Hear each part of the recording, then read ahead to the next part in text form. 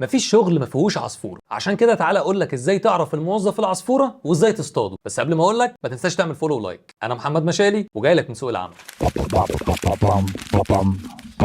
لو فاكر ان لقب العصفوره ده موجود عندنا احنا بس تبقى غلطان، لانه موجود في اوروبا وكل الدول المتقدمه، بس الفرق ان هناك اسمه سباي واحنا عندنا اسمه عصفوره. خليك عارف دايما ان ما دام في عصفوره في الشغل يبقى دي بيئه عمل سامه، بس دايما بدرجات. يعني لما تلاقي عصافير كتير انصحك ان انت تطير. نتكلم جد شويه بقى. الاصل في الموضوع دايما بيرجع للمدير. المدير هو اللي بيدي الفرصه لوجود العصافير. وخليني اقول لك بقى بسرعه مواصفات الموظف العصفوره. الموظف العصفوره بيسمع دبه النمله وعنده قدره رهيبه على التصنع، ودايما عامل حبيب الكل وب100 وش. وطبعا مش محتاج اقول لك عصفوره يبقى ايه؟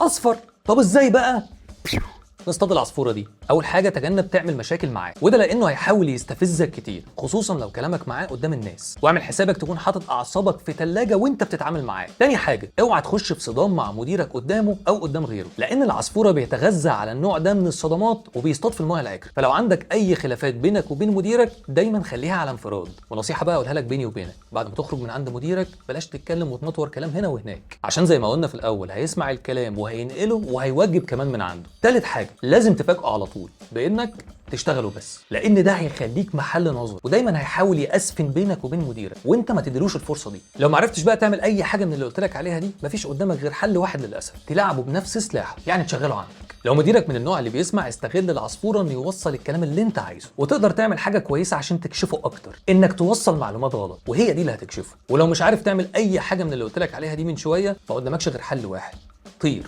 لان بيئه العمل دي بالنسبه لك بيئه سامه وانت مش هتعرف تتاقلم معاها. وبس يا سيدي، ما تنساش بقى تقول لي في الكومنتات بتعمل ايه في الشغل مع العصفوره، واوعى تمنشنه. وطبعا ما تنساش الفولو واللايك والحركه اياها.